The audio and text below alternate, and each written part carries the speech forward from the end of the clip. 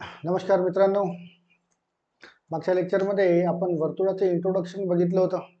Means वर्तुळांचे जे terms असतात, त्रिज्या, व्यास, जीवा, स्पर्शिका, छेदिका, त्याशिवाय पुन्हा काही माहिती पण बघितली होती आपण की आर्क कसा तयार केला जातो. याशिवाय याशिवाय अर्धवर्तुळ जर तयार होत असेल, अर्धवर्तुळ केव्हा तयार होतो, ज्यावेळेस व्यास काढला त्यावेळेस अर्धवर्तुळ तयार होतो. त्यावेळेस कुठल्याही वर्तुळाच्या सरफेस एरियावर बिंदू ठेवला तर 90 अंश कोन तयार होतो. अशी माहिती आपण मागच्या लेक्चरमध्ये बघितली होती. आता त्या माहितीला आपल्याला कॅश करायचे की तुम्हाला आकृत्यावरील उदाहरणं हे विचारले जातात परीक्षांमध्ये, की वर्तुळावर आधारित आकृत्यांवरील उदाहरणं जास्त विचारले जातात.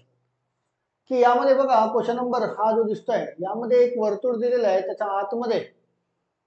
आतमध्ये असं काही दिलेलं आहे. तुम्हाला एक त्रिकोणाशी रिलेटेड काही तयार केलेलं आहे आणि प्रश्न काय विचारलाय त्याला फोकस करूया. की दिलेल्या आकृतीमध्ये अँगल ACO 25 आहे. कोणता? हा ACO हा दिलेला आहे तुम्हाला 25.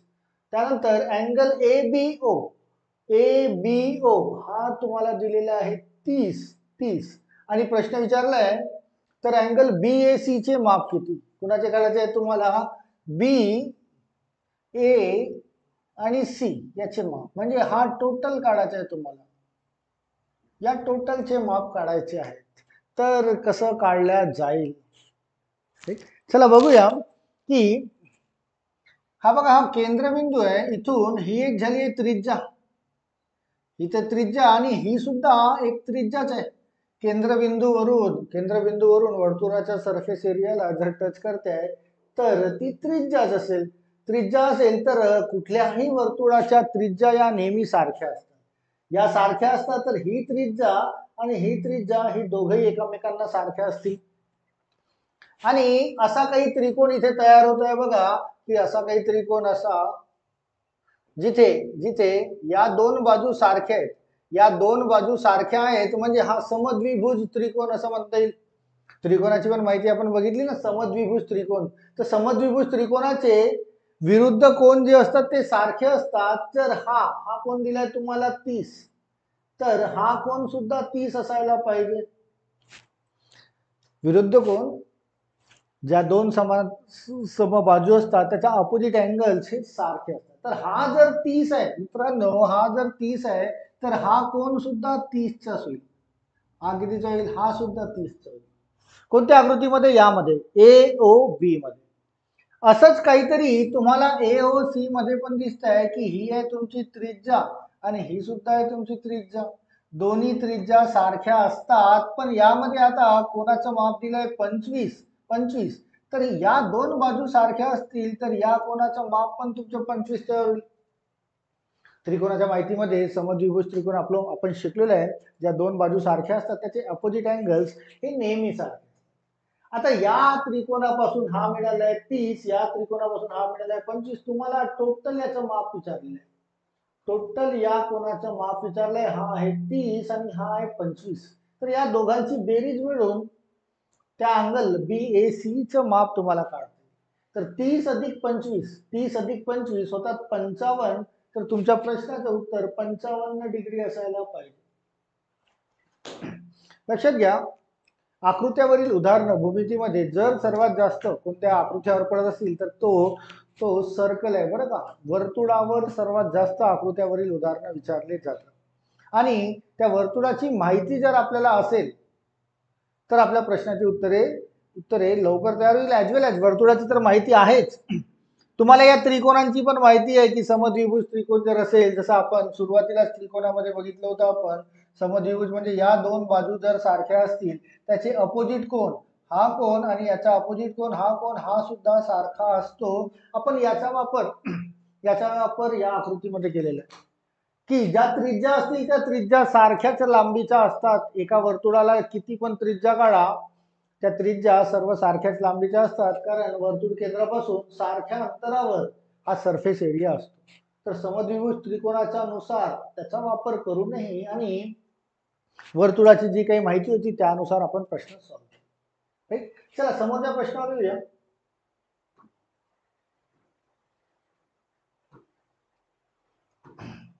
क्वेश्चन नंबर 12 बघा, क्वेश्चन नंबर 12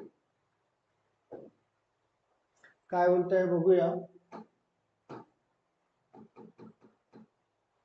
आता तुम्हाला पुन्हा एक वर्तुळ दिलेलं आहे, वर्तुळ दिलेलं आहे, त्यामध्ये आकृतीमध्ये अँगल एओसी काटकोन आहे. हा बघा, हा एओसी हा किती आहे, काटकोन. काटकोन म्हणजे 90 अंशाचा कोन असायला पाहिजे. एओसी काटकोन आहे व अँगल एओबी हा 80 अंश आहे. अँगल एओबी हा जो आहे हा आहे तुमचा 80 अंश, 80 डिग्रीचा आहे, 80 अंश दिले. तर अँगल बीएसी चे माप काढायचे. कुणाचे काढायचे तुम्हाला? बी, ए आणि सी यांचे माप काढायचे आहे, म्हणजे या कोनाचे माप काढायचे आहे. आता जसं मागच्या लेक्चर मध्ये आपण आर्क शिकलो होतो, आर्क. आर्क मध्ये मी तुम्हाला दोन टाईपचे आर्क शिकवले होते. एक तर पहिला आर्क जर वर्तुळाच्या सरफेस एरियावरून असेल, समजा 50 अंशाचा कोन असेल, तर तो आर्क जो आहे 50 ची दुप्पट 100 होतो. पण तोच आर्क जर वर्तुळ केंद्रापासून असेल, हा वर्तुळ केंद्र आहे, याच्यापासून हा 90 अंशाचा कोन आहे, तर हा इतका आर्क ऑक्युपाईड करतोय, म्हणजे व्यापतोय, राईट. हा जो 90 अंशाचा, तर हा सुद्धा 90 असायला पाहिजे, कारण हा वर्तुळाच्या केंद्रबिंदूवरून निघालेला आहे. केंद्रबिंदूवरून कोन असेल तर आर्क आणि तो कोन दोन्ही सारखा. दुसरा बघा, हा 80 अंशाचा आहे, पुन्हा हा सुद्धा केंद्रबिंदूवरून आहे, हा 80 अंशाचा, तर हा किती किती अँगल आर्क तयार करतोय, तर इतका अँगल घेतोय तो, राईट. हा 80 अंशाचा असेल तर हा सुद्धा 80 अंशाचा असेल, 80 अंशाचा असेल. आता टोटल आर्क जो असतो तो 360 अंशाचा असतो, हे सुद्धा मी तुम्हाला मागच्या लेक्चर मध्ये सांगितलंय. हा जो कंप्लीट आर्क असेल, कंप्लीट आर्क हा किती असायला पाहिजे, 360. या 360 पैकी, या 360 पैकी हा 80 आणि 90, 80 आणि 90 170, 80 आणि 90 170 जर मायनस केला, हा 80 आणि 90 170, तर हा जो बाकीचा आर्क आहे हा मिळेल आपल्याला, राईट ना. टोटल 360 मधून हा 80 आहे, हा 90 आहे, याला मायनस केला तर बाकीचा आर्क मिळेल, तो मिळतोय तुम्हाला 190 चा. कितीचा मिळतोय तो? 190. म्हणजे हा जो इथून जो शिल्लक असलेला आर्क असेल तो कितीचा असायला पाहिजे, 190 अंश. तुम्हाला प्रश्न विचारलाय अँगल बी ए सी, बघा अँगल बी ए आणि हा सी या कोनाचे माप किती. आता जर जर जर हा समजा कोन असता वर्तुळाच्या सरफेस एरियावरून, म्हणजे इथून, तर त्याने किती आर्क तयार केला असता, तर याने याने हा इतका आर्क तयार केला असता. ज्या आर्कची माहिती दिली आहे मी तुम्हाला, ज्यावेळेस माहिती दिली त्यावेळेस बोललो होतो की की आकृत्यावरील प्रश्न सॉल्व्ह करायला आर्कचं खूप काम पडतं. तर हा जो कोन असेल, हा समजा 50चा असता, हा जर 50चा असता इतका कोन, तर हा आर्क झाला असता 100चा, ही तुम्हाला माहिती दिली. हा जर 100चा असता तर 100ची दुप्पट ही झाली असती 200ची. म्हणजे हा जितका आर्क असेल, समजा 200चा असता तर हा 100चा कोन तयार झाला असता, किंवा हा आर्क असता 100चा तर 100च्या अर्धे हा 50चा कोन तयार झाला असता. हा आहे तुमचा 190 अंशाचा, तर 190 अंशाचा अर्धा म्हणजे 95 अंशाचा हा कोन असायला पाहिजे. आणि हा कोन कुठून निघतोय, वर्तुळाच्या सरफेस एरियावरून, म्हणजे हा जो आर्क आहे हा दुप्पट असायला पाहिजे. तर 190च्या अर्धे 95 डिग्रीचा तो कोन असायला पाहिजे, ज्या कोनाचे माप आपल्याला काढायला सांगितलं आहे बीएसी. किती असायला पाहिजे, 95 अंशाचा, कारण 95ची दुप्पट 190 होईल, राईट ना. हा 50चा असता तर हा 100चा झाला असता, हा 100चा असता तर हा 200 झाला असता, हा 95चा असेल, म्हणूनच हा शिल्लक आर्क तिचा व्हायला पाहिजे 190चा. तर तुमच्या प्रश्नाचे उत्तर बीएसी चे माप किती, तर ते असायला पाहिजे 95 अंश. ऑप्शन नंबर 3 मध्ये मिळेल तुम्हाला या प्रश्नाचे उत्तर. जी माहिती तुम्हाला मागच्या लेक्चर मध्ये सांगितली आहे, फक्त त्याला अप्लाय करणे, दुसरं काहीच नाही. पण ती माहिती पूर्णपणे असायला पाहिजे तुम्हाला. आर्कची माहिती असणे हे खूप गरजेचं आहे, आणि आर्कची माहिती असेल तर खूप सारे क्वेश्चन सहज सॉल्व्ह होतात. डायग्रामॅटिक बरं का, आकृत्या. जसं समोरचा प्रश्न जर बघितला तर याला पण बघूया काय अप्लाय करता येईल. यामध्ये पुन्हा एक आकृती तुम्हाला दिलेली आहे, आणि त्या आकृतीनुसार आपल्याला जो प्रश्न विचारला असेल त्याचं उत्तर काढूया की दिलेल्या आकृतीमध्ये, ही आकृती दिली आहे वर्तुळाशी related, angle A O C हा 130 आहे, अँगल ए ओ सी हा 130 आहे, हा 130 समोर बोलताय असेल तर अँगल एबीसी चे माप किती, कुणाचे काढायचे तुम्हाला, अँगल ए बी सी चे माप, याचे माप काढायचे.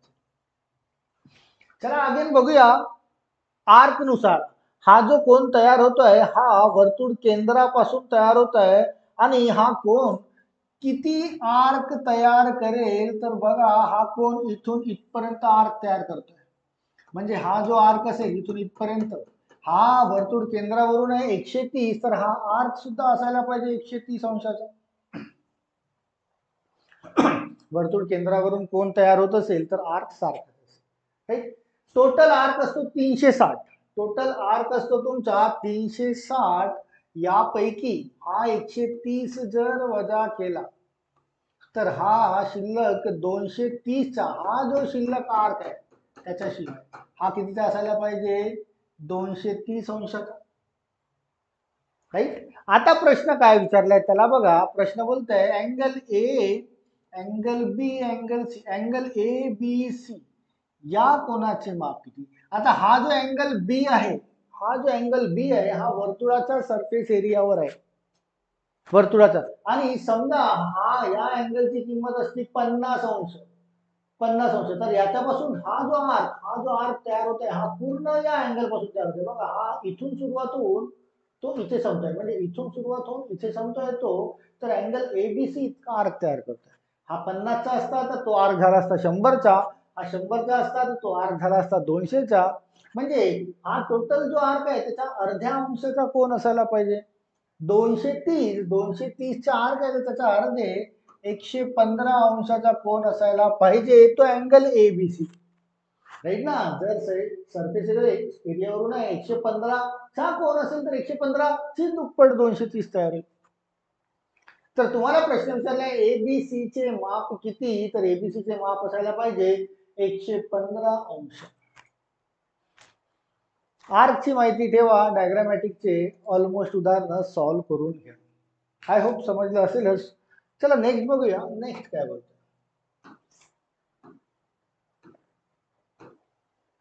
चला अगेन क्वेश्चन नंबर 14, जी आकृती दिली आहे त्याला रीड करू आपण बरोबर आणि प्रश्नाचे उत्तर फाइंड आउट करू. चला काय बोलतोय आकृतीमध्ये, आता इथे 4 बिंदू दिलेले आहेत आणि वेगवेगळे त्रिकोण तयार झाले आहेत, बट हा सेंटर पॉइंट मात्र इथे आहे बरं का, सेंटर पॉइंटला इंटरसेक्ट करून कोणतीही रेषा गेलेली नाही.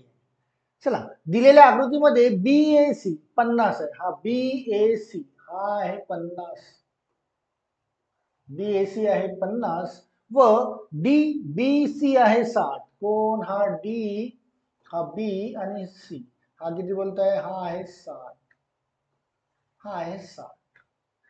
दिलेले असेल तर अँगल बी सी डी ची किंमत किती, बी सी आणि डी या अँगलची किंमत, बघा बी सी डी या अँगलची किंमत काढायला सांगितली, बी सी डी ची किंमत काढायला सांगितली. चला आपण इथे पण आर्कचा वापर करूया की हा कोण बघा, हा अँगल ए हा किती अंशाचा आहे, 50 अंशाचा, आणि वर्तुळाचा सरफेस एरियावरून तयार होत आहे, तर तो किती आर्क तयार करेल, तर तो बघा इथून इथपर्यंत आर्क हा तयार करतोय. अँगल ए 50 अंशाचा आहे, वर्तुळाचा सरफेस एरियावर आहे, तर 50 ची दुप्पट हा 100 अंशाचा आर्क तयार करेल. Right. Angle D B C बघा, डी बी सी हा किती आर्क तयार करतोय, हा 60 अंशाचा, हा या इथून इथपर्यंत आर्क तयार करतोय, या डी पासून या सी पर्यंत इतका आर्क तयार करतोय. हा 60 अंशाचा आहे तर हा 60 ची दुप्पट 120 अंशाचा असायला पाहिजे. आता शिल्लक असलेला आर्क जो आहे, हा जो दिसतोय तुम्हाला, हा जो दिसतोय हा कोण तयार करतोय बघा, हा इथून इथपर्यंत डी पर्यंत आणि हा बी पर्यंत, म्हणजे हा इथून इथपर्यंत हा शिल्लक असलेला आर्क जो आहे तो अँगल सी ऑक्युपाईड करतोय.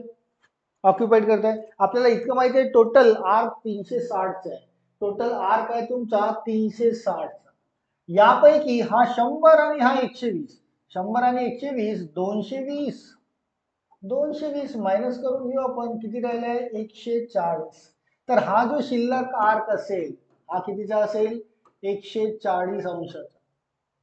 आणि हा 140 अंशाचा असेल तर कोणता कोण कोण त्याला कव्हर करतोय, अँगल सी हा 140च्या अर्धे 140च्या अर्धे 70 अंशाचा असायला पाहिजे. मग हा कोण अगेन अगेन आर्कचा फंडा आपण वापर केलाय की टोटल आर्क असतो 360. त्यामधून हा 100 झालाय, हा 120 झालाय. 100 आणि 120 220 मायनस करून टाकले. शिल्लक असलेला जो आर्क आहे तो हाच अँगल तयार करतोय. तर तुमचं उत्तर असायला पाहिजे 70. राईट. चला नेक्स्ट बघूया काय बोलतोय प्रश्नामध्ये.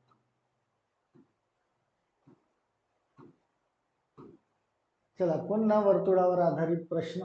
काय बोलतोय प्रश्न वाचून घेऊया, रीड करूया आणि प्रश्नाला फोकस करूया की विचारलेलं काय. क्वेश्चन नंबर 15 मध्ये बघा, दिलेल्या आकृतीमध्ये जीवा एसी व जीवा बीडी ही एसी आणि जीवा बीडी ही सारखी आहे. ही सारखी आहे असं बोलतोय. जर जर अँगल ओ ए सी हे 40 असेल, अँगल ओ ए सी हा ओ सेंटर पॉइंटला आहे बरं का, हा ए आणि हा सी, ही दिली आहे 40. ही दिली आहे 40. तर डीओबी ची किंमत किती तुम्हाला कळते. डीओबी बघा, डी ओ बी या कोणाचे माप काढायचे.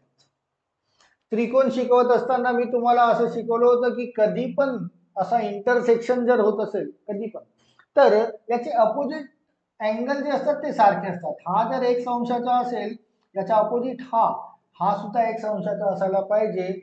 हा जर y अंशाचा असेल तर याचा अपोजिट हा सुद्धा y अंशाचा असायला पाहिजे, असं आपण शिकलेलो आहे. तर इथे इथे आपण काय करूया, याचा वापर करूया या पद्धतीने. बरं, हा जो सेंटर पॉइंट आहे ही इथून इथपर्यंत ही एक त्रिज्या आहे आणि ही सेंटर पॉइंट आहे, तर हा इथून इथपर्यंत ही सुद्धा एक त्रिज्या आहे. आणि त्रिज्या तर सारख्याच असतील, तर त्रिज्या जर सारख्या असतील तर या दोन बाजू सारख्या असतील. राईट ना, त्रिज्या सारख्याच असतात तर त्या दोन बाजू सारख्या, आणि दोन बाजू जर सारख्या असतील तर या त्रिकोणामध्ये बघा समद्विभुज त्रिकोण तयार होतो. समद्विभुज त्रिकोण तयार होतो म्हणजे त्याचे अपोजिट अँगल जे आहेत, जे दोन बाजू सारख्या असतात त्याचे अपोजिट अँगल नेहमी सारखे असतात. तर या बाजूचा अपोजिट आहे हा 40, तर या बाजूचा अपोजिट हा सुद्धा त्याला सारखाच असेल 40, हा सुद्धा तयार होईल. समद्विभुज त्रिकोणामध्ये दोन कोण ते सारखेच असतील कारण ते सारख्या बाजूच्या अपोजिट आहेत. आणि आपण हे सुद्धा शिकलोय की त्रिकोणाच्या तिन्ही कोणांच्या मापांची बेरीज, त्रिकोणाच्या तिन्ही कोणांच्या मापांची बेरीज 180 असते. तर या त्रिकोणामध्ये हा 40 आहे आणि हा 40 आहे, 40 अधिक 40 झाले 80. 40 अधिक 40 झाले 80, तर हा कोण कितीचा असायला पाहिजे, 180 मधून हा 80 मायनस करू तर हा कोण असायला पाहिजे 100 अंशाचा.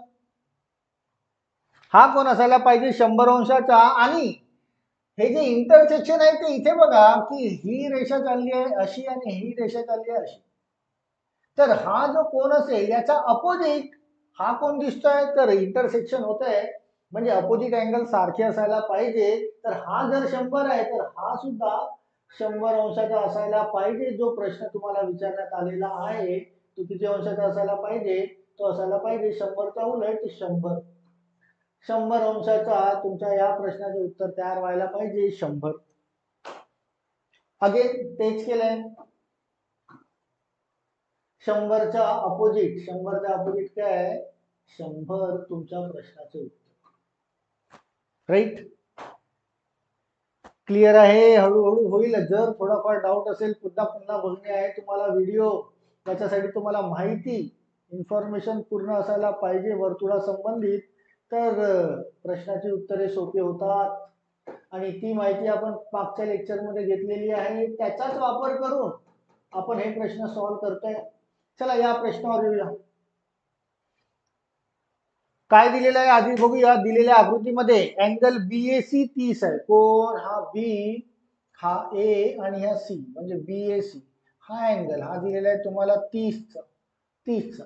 देन BCD हा 70 आहे. बी सी आणि डी म्हणजे हा कोण दिलाय तुम्हाला 70चा. हा कोण दिलाय तुम्हाला 70चा. प्रश्न विचारलाय सीबीडी, अँगल सीबीडी काढायचा आहे. शोधा सीबीडी कुठे आहे. हा सी आहे, हा बी आहे आणि हा डी. तर या कोणाचे माप काढायचे आहे तुम्हाला. कोणत्या कोणाचे माप काढायचे आहे. या कोणाचे माप काढायचे आहे. किती असेल. पुन्हा आपला आर्क, मेजर आर्क माप चापनुसार जाऊया की हा जो कोण आहे 30 अंशाचा आणि हा वर्तुळाच्या सरफेस एरियावर आहे, तर किती आर्क कव्हर करतोय बघा. तर तो इथून इथपर्यंत इतका आर्क कव्हर करतोय. आणि हा जर 30 अंशाचा असेल तर 30 ची दुप्पट हा किती असायला पाहिजे 60 अंशाचा. राईट. या कोणाचे माप दिले 70. हा किती आर्क कव्हर करतोय तर इथपासून तो या इथपर्यंत म्हणजे इतका आर्क कव्हर करतोय तो. आणि हा 70 असेल तर हा 140 असायला पाहिजे 70 ची दुप्पट. आता शिल्लक असलेला हा जो आर्क आहे, ज्या कोणाचे माप तुम्हाला काढायचे आहे, कोणाचे या कोणाचे माप, तर हा कोण बघा इथून इथपर्यंत. तर हा तर शिल्लकच आर्क असेल. टोटल आर्क असतो तुमचा 360. टोटल आर्क असतो तुमचा 360 मायनस हा 30 ची दुप्पट झाली आहे 60 आणि 70 ची दुप्पट झाली आहे 140. 60 अधिक 140 म्हणजे 200 मायनस करून घेऊया इथून. म्हणजे शिल्लक किती राहिलाय 160.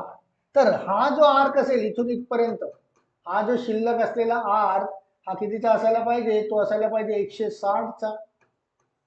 आणि हा 160चा आर्क कोण तयार करतोय तर हा अँगल बी तयार करतोय.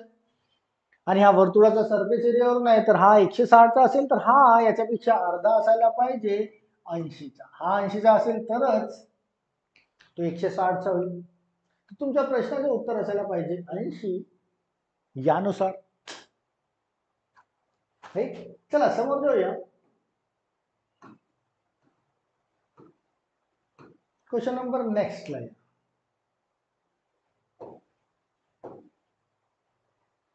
काय दिले इथे पण बघूया. पुन्हा एक आकृती दिली आहे ज्यामध्ये अँगल AOC हा 100 आहे. ए ओ आणि हा सी हा तुम्हाला 100 आहे. आणि हा ओ जो इंडिकेट करतोय ओ म्हणजे हा सेंटर पॉइंट आहे. सेंटर पॉइंट मीन्स केंद्रबिंदू. आणि केंद्रबिंदू आहे तर हा जर 100 असेल, हा जर 100 असेल तर केंद्रबिंदूवरून निघणारा कोन आणि आर्क हे सारखेच असतात. हा 100 असेल तर हा सुद्धा 100 असेल. राईट. आता यामध्ये बघा हा ए आणि बी, हा ए आणि बी ही व्यास दिसताय तुम्हाला. दिसताय का व्यास. ए आणि बी ही व्यास आहे. आणि ज्या वेळेस व्यास तयार होत असेल त्यावेळेस वर्तुळाचे दोन सारखे तुकडे तयार होतात. तर हा वर्तुळाचा तुकडा हा वरचा एक हा असेल टोटल 180चा. आणि हा जो तुकडा आहे हा पण असेल 180चा. दोन सारखे तुकडे तयार होतात. तर या तुकड्यामध्ये, या वरच्या तुकड्यामध्ये हा 100चा झाला तर हा जो शिल्लक आहे तो 180 मधून 100 मायनस केला हा असायला पाहिजे 80चा. राईट ना. वरचा भाग हा 180 तयार करेल आणि खालचा भाग हा 180 तयार करेल. प्रश्न काय विचारला तर अँगल BDC चे माप किती. अँगल BDC शोधा. बघा हा बी आहे, हा डी आहे आणि हा सी आहे. तुम्हाला या कोणाचे माप काढायचे. या कोणाचे माप किती तर हा किती आर्क तयार करतोय बघा. तर हा इथून इथपर्यंतचा आर्क तयार करतोय. हा कोण ज्या कोणाचे माप काढायचे तो इथून इथपर्यंतचा आर्क तयार करतोय आणि तो आहे 80चा. तो आहे 80चा. आणि हा तर वर्तुळाचा सरफेस एरियावरून तयार झालाय तर हा 80चा असेल तर हा याचा अर्धा 40 अंशाचा असायला पाहिजे. अँगल BDC किती अंशाचा असायला पाहिजे 40. अगेन आपण तोच कॉन्सेप्ट तोच फंडा वापरला आहे आर्कवाला. आर्क नुसार त्याचं उत्तर असायला पाहिजे 40 अंश. राईट. चला नेक्स्ट येऊया.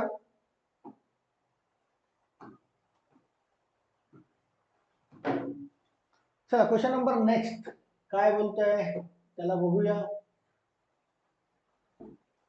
अगेन वर्तुळावरच क्वेश्चन की यामध्ये दिलेल्या आकृतीमध्ये जीवा बीसी आणि जीवा सीडी ही सारखी आहे बोलते बघा, दिलेल्या याच्यामध्ये जीवा बीसी आणि जीवा सीडी ही सारखी आहे.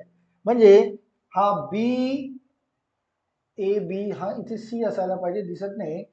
जीवा बीसी, जीवा बीसी ही जीवा आहे, ही बीसी, आणि जीवा सीडी ही जीवा सीडी ही सारखी आहे असं बोलतोय.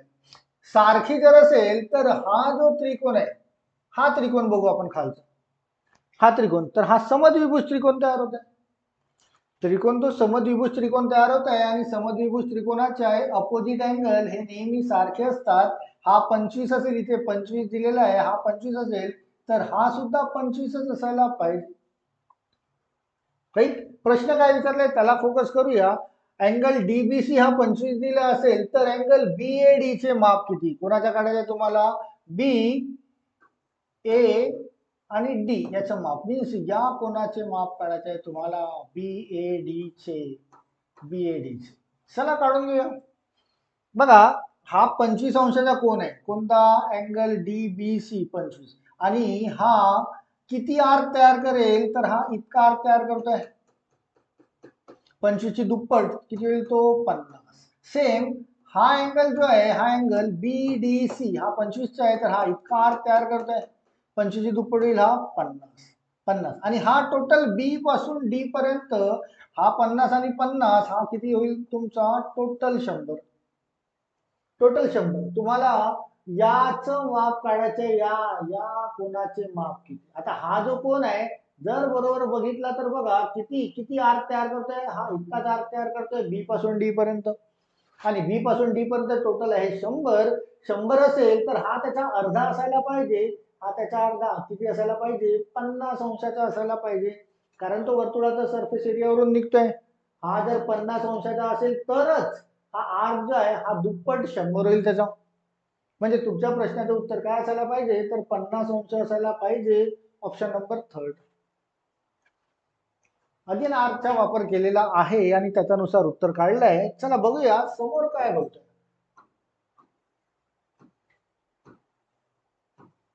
क्वेश्चन नंबर 19 बघा, 19.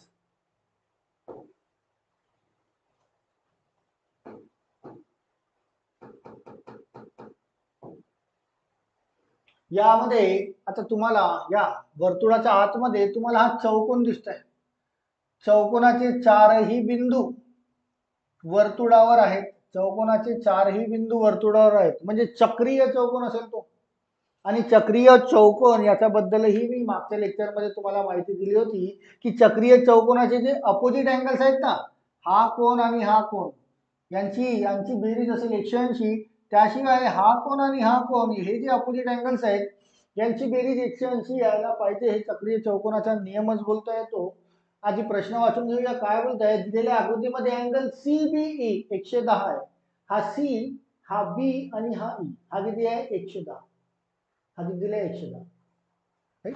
आपण स्ट्रेट अँगल शिकलो होतो